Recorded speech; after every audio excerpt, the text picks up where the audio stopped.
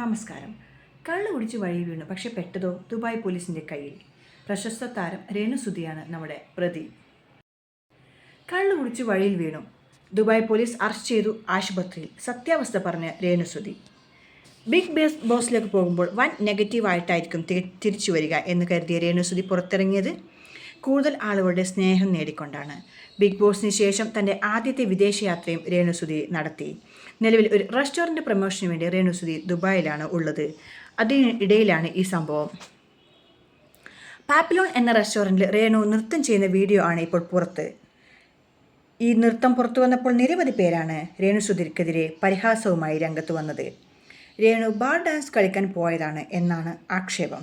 പക്ഷേ കഴിഞ്ഞ ദിവസം മദ്യക്കുപ്പി കയ്യിൽ വെച്ചുള്ള ഡാൻസ് വീഡിയോ പുറത്തു വന്നതോടെ രേണുസുധി മദ്യപിച്ച് പോലീസ് പിടിച്ചെന്നും ആശുപത്രിയിൽ ആണെന്നുമായി പ്രചാരണം. പല യൂട്യൂബ് വ്ളോഗർമാരും ഇത്തരത്തിൽ വീഡിയോകളുമായി രംഗത്ത് വന്നിട്ടുണ്ട്. എന്നാൽ സത്യാവസ്ഥ എന്തെന്ന് വെളിപ്പെടുത്തി ദുബായിൽ നിന്ന് തന്നെ ഇപ്പോൾ രേണു പ്രതികരിച്ചിരിക്കുകയാണ്. ഇനി രേണുസുധിയുടെ സ്വന്തം വാക്കുകളിലേക്ക്.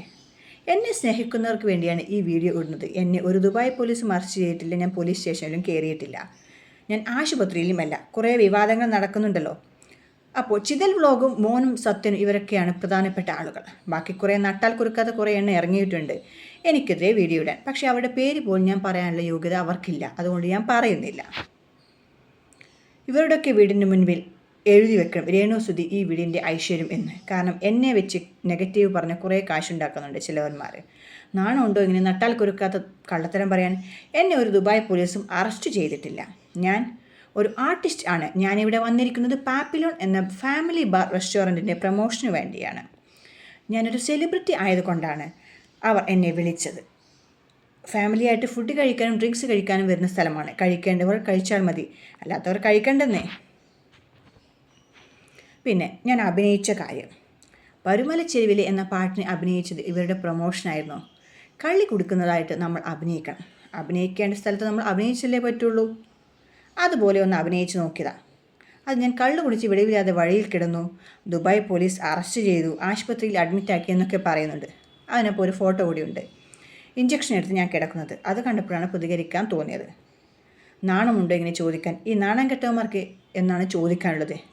ഇനി ഇതെടുത്തിട്ട് അലക്കിയാലും കുഴപ്പമില്ല. എന്നെ സ്നേഹിക്കുന്നവർക്ക് മറുപടി പറയുക എന്നത് എൻ്റെ ഉത്തരവാദിത്തമാണ്. അതുകൊണ്ടാണ് പറയുന്നത്. എന്നെ ആരും അറസ്റ്റ് ചെയ്തിട്ടില്ല. ഞാനിവിടെ തന്നെ ഉണ്ട്. 11-ാം തീയതി ഉച്ച കഴിഞ്ഞ് നാട്ടിലേക്ക് പോകും. ഇങ്ങനെയാണ് രേണുസുധിയുടെ കുറിപ്പ്. അപ്പോൾ ആരൊക്കെയാണ് ഇങ്ങനെ രേണുസുധിയെ അധിക്ഷേപിക്കുന്നത്? ചില യൂട്യൂബ് വ്ളോഗർമാർ മാത്രം. പക്ഷേ സത്യാവസ്ഥ രേണുസുധി തന്നെ പുറത്തു വന്ന് പറഞ്ഞിരിക്കുകയാണ്. തൻ്റെ കുറിപ്പിൽ ഇങ്ങനെയാണ് പറഞ്ഞത്. ഒരു റെസ്റ്റോറൻറ്റിൻ്റെ പ്രൊമോഷന് വേണ്ടി പോയതാണ്. അതിന് അവർ അഭിനയിക്കാൻ പറഞ്ഞു, അഭിനയിച്ചു. അതിനുള്ള കാശ് വാങ്ങും. അത് കഴിഞ്ഞ് 11-ാം തീയതി നാട്ടിലേക്ക് തിരിച്ചു മടങ്ങും. ഇതിനിടയിൽ ദുബായ് പോലീസ് അറസ്റ്റ് ചെയ്തു എന്നും അതുപോലെ തന്നെ ആശുപത്രിയിലാണ് എന്നും പറയേണ്ട കാര്യമില്ലല്ലോ. ഓരോരുത്തരും അവരുടെ വ്യക്തിത്വത്തിനനുസരിച്ചാണ് അവർ പ്രവർത്തിക്കുന്നതും ചിന്തിക്കുന്നതും. രേണുസുധി ആകട്ടെ നല്ലൊരു വ്യക്തിയാണ്. ബിഗ് ബോസിന് ശേഷം പുറത്തിറങ്ങിയ ശേഷം കുറേ സിനിമകളിലും ഷോർട്ട് ഫിലിമുകളിലും അവർ അഭിനയിച്ചു. അവർ തന്നാലാവും വിധം തൻ്റെ കുടുംബജീവിതത്തെ മുന്നോട്ട് കൊണ്ടുപോകുന്നു. കുടുംബത്തെ നന്നായി നോക്കുന്നു. എന്നാൽ ഈ വ്ളോഗർമാർക്കും ഈ യൂട്യൂബ് പയ്യന്മാർക്കും എന്തു പറ്റി? വെറുതെ എങ്കിലും കുറച്ച് കാശുണ്ടാക്കാമെന്ന് വിചാരിച്ചിട്ടാണോ വീഡിയോ ഇടുന്നത്? അല്ല. പക്ഷേ നമ്മൾ വീഡിയോ ഇടുമ്പോൾ ശ്രദ്ധിക്കേണ്ട കാര്യം മറ്റുള്ളവർക്ക് ഹേർട്ടാവാതെ ഇടണം വേണ്ടി ശ്രമിക്കുക. പക്ഷേ രേണുസുധി എന്ന വ്യക്തി അങ്ങനെ തെറ്റ് ചെയ്തിട്ടില്ല എന്ന ബോധ്യത്തോടെയാണ് ഈ വീഡിയോ ഞാനും ഇടുന്നത്. കാരണം രേണുസുധി നല്ലൊരു വ്യക്തിയാണ് എന്ന് അവരുടെ പ്രവൃത്തികളിൽ നിന്ന് നമുക്ക് മനസ്സിലാക്കാം. ബിഗ് ബോസിൽ പോയതിനേക്കാൾ അവർക്ക് ഫാൻസ് ഉണ്ട് ബിഗ് ബോസിൽ നിന്ന് പുറത്തു വന്നപ്പോൾ. അപ്പോൾ അങ്ങനെയുള്ളൊരു വ്യക്തിയെ ക്രൂശിക്കുമ്പോൾ അല്ലെങ്കിൽ അവരെക്കുറിച്ച് അപവാദം പറയുമ്പോൾ ഞാൻ ചിന്തിക്കേണ്ടിയിരിക്കുന്നു, സൂക്ഷിക്കേണ്ടിയിരിക്കുന്നു. അപ്പോൾ ഇത്തരത്തിൽ ഇങ്ങനെ നെഗറ്റീവ് ന്യൂസ് സ്പ്രെഡ് ചെയ്യാതെ പോസിറ്റീവായിട്ടുള്ള ന്യൂസ് മാത്രം സ്പ്രെഡ് ചെയ്യൂ.